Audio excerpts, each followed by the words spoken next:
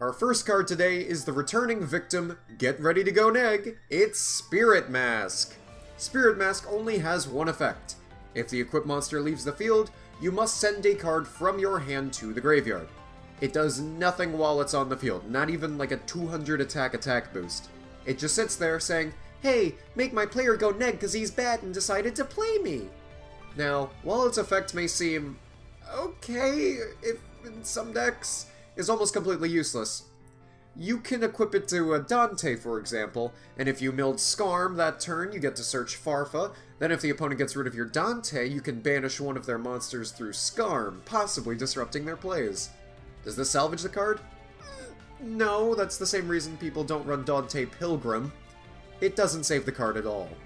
Outside of that inconsistent niche use, there's really no point in running this card in any other deck. It doesn't even trigger dangers. Which in hindsight does make it a bit better in some circumstances, but still not enough from saving it from taking the number 10 slot. Clayman is God! There! I made the joke! Everyone likes it, right? Okay, now that that's out of the way, we can move on to our next card. Mudmax can only be equipped to Clayman, and it gives him 300 attack. He is a 2k wall with 800 attack. Huh. That's not what you want to do. Anyway, beyond that effect, is it can send itself to the grave, negate an attack, and summon any hero from your hand.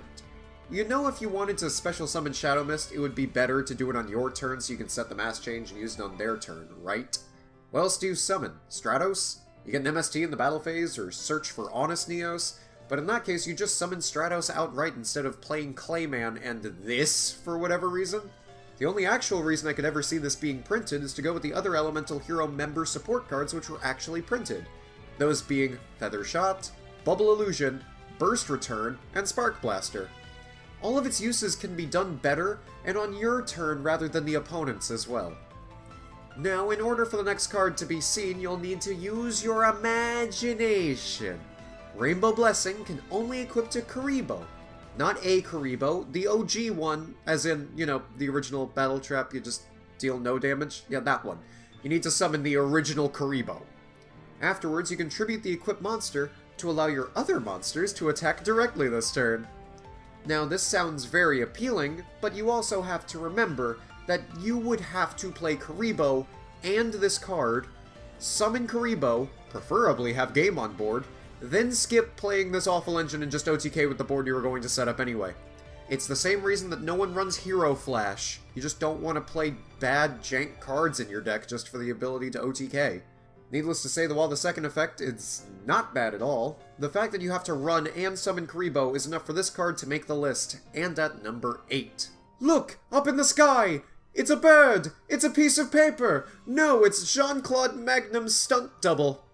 If you figured it out, then good. Have a cookie. For those who didn't, we're talking about Great Kite of Ninja. Ninja of Great Kite?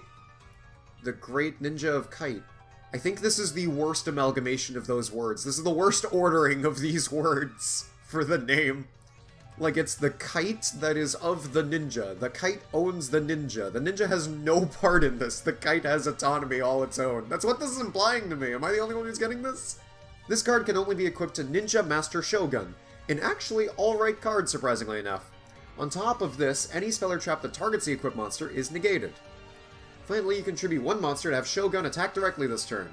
Now that may not sound too bad, since Shogun can summon itself if you control... Wait, what? It's a level 5 that needs 2 specific monsters in the graveyard to summon itself? There lies the issue.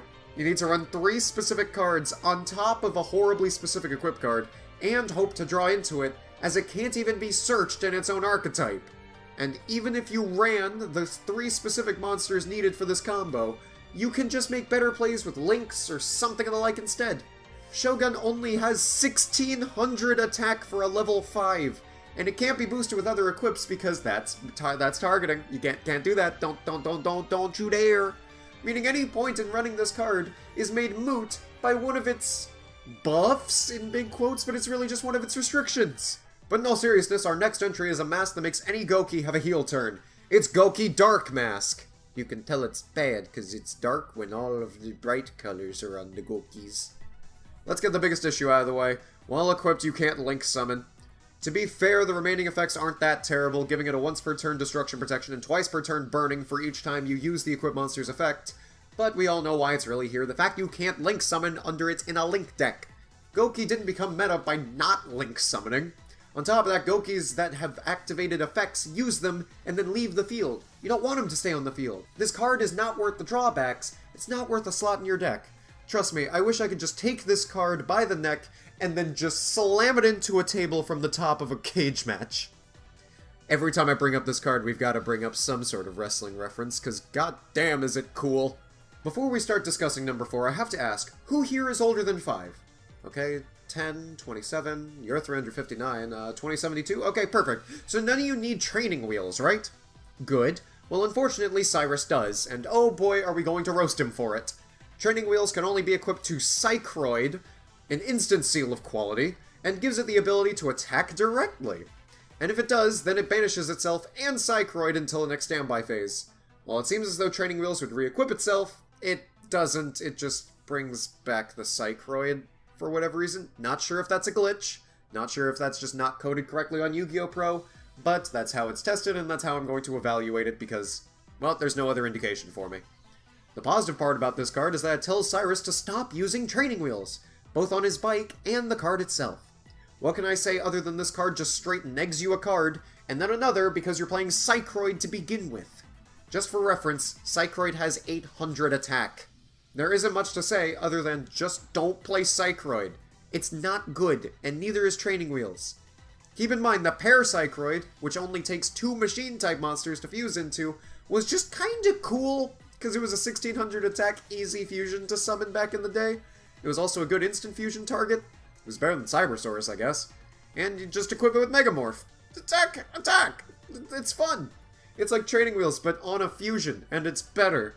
Don't even get me started about the anime version that has it with, how you say, you need to use 2 Psychroids? No. From a pointless card to a completely daft one, we have Fusion Shot. It can only be equipped to a fusion monster, and no, it doesn't even give an attack boost.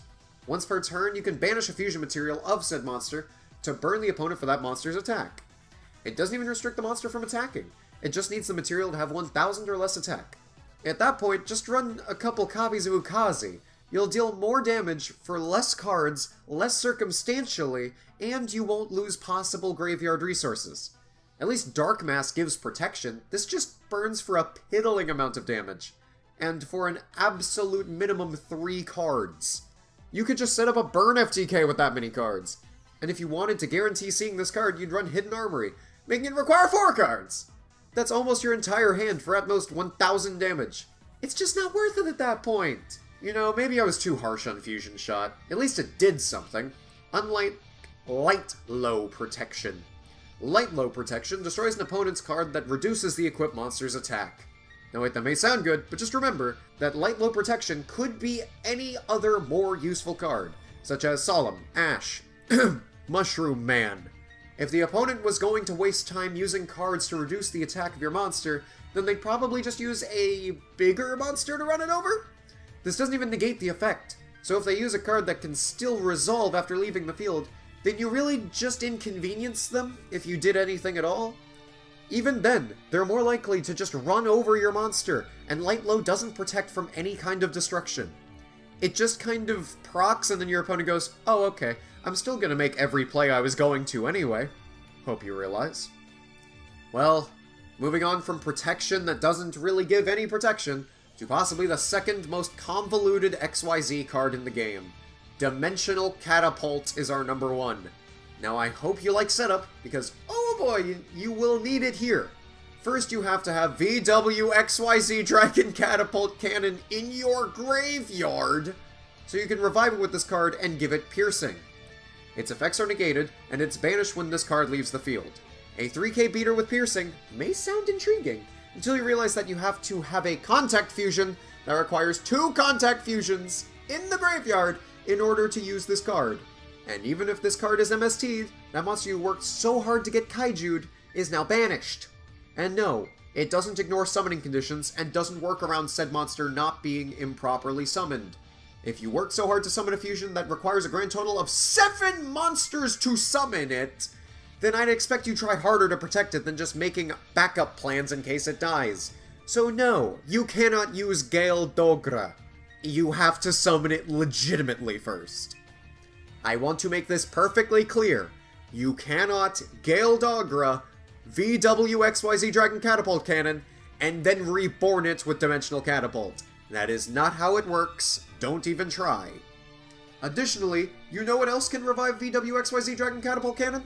Any generic revival spell or trap, because it only has to be fusion summoned the first time. Monster Reborn, Living Fossil, World Legacy Succession, Monster Reborn, etc. Maybe in the future when XYZ and its companions are an actual archetype and this card is searchable, but until then this card is utter garbage, and I wouldn't be holding out hope considering, well, we already saw what happened with the other side of the alphabet. So if we get support cards from D to U, I guess maybe this might be okay? But in that case, I'm just running EGH, Dragon Destruction Blaster, or whatever the hell it's going to be called.